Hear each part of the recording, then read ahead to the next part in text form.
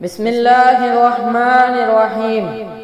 حدیث مبارکہ رسول اللہ صلی اللہ علیہ وسلم نے فرمایا کہ تم میں سے کوئی شخص جب اپنے اسلام کو عمدہ بنا لے، یعنی نفاق اور ریا سے پاک کر لے، تو ہر نیک کام جو وہ کرتا ہے اس کے عوض 10 سے لے کر 700 گنا تک نیکیاں لکھی جاتی ہیں، اور ہر برا کام جو کرتا ہے تو وہ اتنا ہی لکھا جاتا ہے جتنا کہ اس نے کیا ہو۔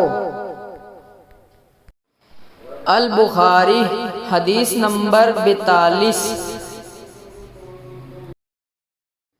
حدیث مبارکہ میں نے حضرت علی رضی اللہ تعالی عنہ کو یہ فرماتے ہوئے سنا کہ رسول اللہ صلی اللہ علیہ وسلم نے فرمایا کہ مجھ پر جھوٹ مت بولو، کیونکہ جو مجھ پر جھوٹ باندھے وہ دوزخ میں داخل ہو۔